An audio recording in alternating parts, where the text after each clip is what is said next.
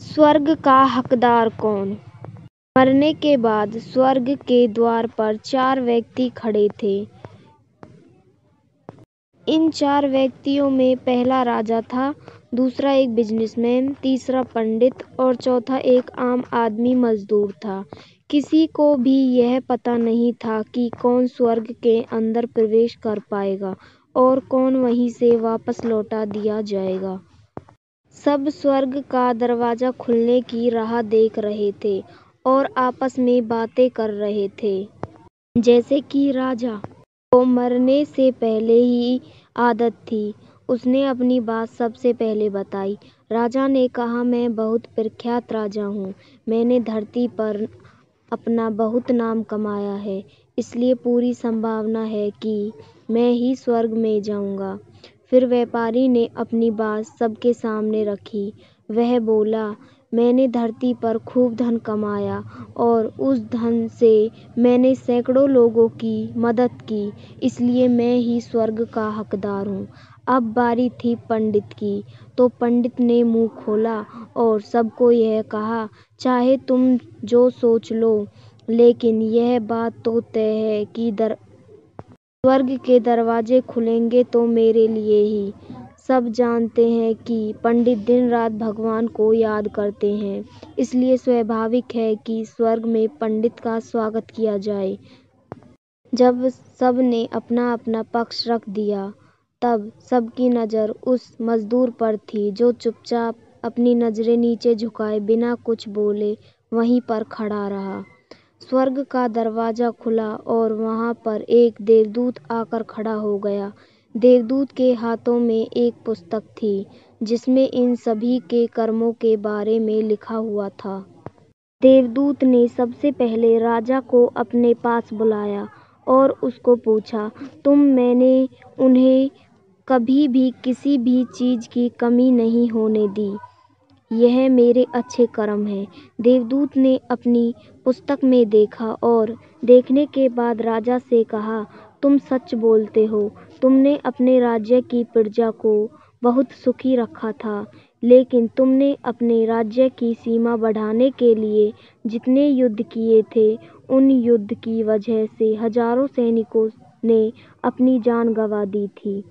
उन हजारों सैनिकों के परिवार के दुख का कारण तुम बने थे, इसलिए तुम स्वर्ग में नहीं आ सकते। अब बारी थी व्यापारी की। व्यापारी ने जब देवदूत ने पूछा कि तुम्हारे अच्छे कर्म क्या हैं, तब व्यापारी ने उनसे कहा, मैंने सैकड़ों लोगों को खाना खिलाया है, कई आश्रमों में दान किया है, कई निराश्रित लोगों के लिए घर बना कर दिए।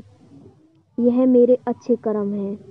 देवदूत ने फिर से अपने पुस्तक में ध्यान से देखा और देखने के बाद व्यापारी से कहा, तुम्हारा कहना भी ठीक है कि तुमने बहुत दान धर्म किया है, लेकिन यह दान धर्म तुमने जिन पैसों से किया है, उन पैसों को कमाने के लिए तुमने न जाने कितने झूठ बोले हैं, कितनी हेराफेरियां की हैं और कितनी मिलावटें की हैं, इसलिए तुम भी स्वर्ग में नहीं आ सकते।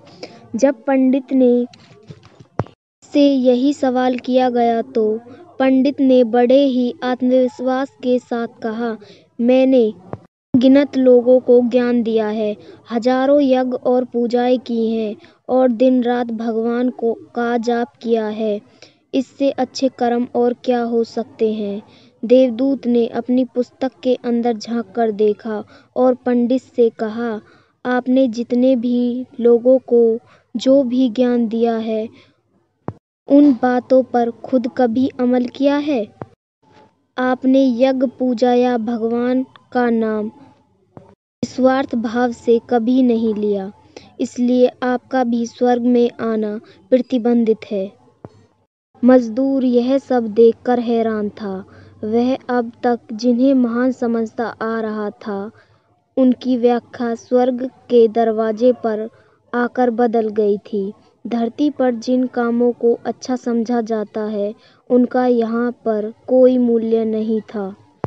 यमदूत ने जब इस मजदूर को अपने पास बुलाया और इससे पहले कि वह उससे उसके अच्छे कर्मों के बारे में पूछता मजदूर बोल पड़ा, प्रभु मैं जानता हूँ कि मैं भी स्वर्ग में आने लायक नहीं हूँ, लेकिन मैं फिर भी एक बार बाहर से ही स्वर्ग को झांक कर देखना चाहता हूँ।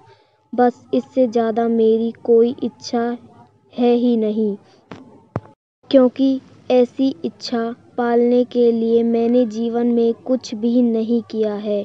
मैं पूरा दिन मेहनत करता और जो भी पैसे कमाता उन्हें अपने परिवार के पालन पोषण में खर्च कर देता, इसलिए दान धर्म के लिए कुछ बचता ही नहीं। लोगों की भला मैं क्या सेवा कर सकता हूँ, क्योंकि काम के बाद जो थोड़ा सा समय मिलता उसको अपने ही बूढ़े माँ बाप की सेवा में बिता देता। और यह सब करने के बाद मैं कभी कभी मंदिर भी चला जाता और भगवान से जैसा भी मुझे दिया है उस जीवन के लिए धन्यवाद कहता। देवदूत ने अपनी पुस्तक में बड़े ध्यान से देखा और थोड़ी देर देखते ही रहा। फिर उसने मजदूर से पूछा कि तुम याद करके बताओ, तुमने कभी तो कोई अच्छा काम किया होगा। मजदूर ने थोड़ी देर सोचने के बाद बोला, हाँ मुझे थोड़ा थोड़ा याद है। एक बार मैं बहुत भूखा था और मैं खाना ही खाने बैठा था कि एक बहुत ही कमज़ोर कुत्ता जो ठीक से चल भी नहीं पा रहा था वह मेरे पास आया और मेरे खाने को देखने लगा। तब मैंने अपनी रोटी उसे खिला दी थी और उस दिन मैं खुद भूखा सोया था। मजदूर की बात सुनने के बाद देवदूत मुस्कुराया और मजदूर को बड़े सम्मान से स्वर्ग के अंदर लेकर गया। दोस्तों, अच्छे कर्म लोभ मोह माया इन सब भाव से आकर नहीं किए जाते और ना ही इन्हें अच्छे कर्मों की श्रेणी में गिना जाता है। निस्वार्थ भाव से किया गया एक ही अच्छा कर्म भी आपके जीवन में सारे पाप धोने की शक्ति रखता है। इसलिए जब भी मौका मिले निस्वार्थ भाव से और अच्छे मन से अच्छे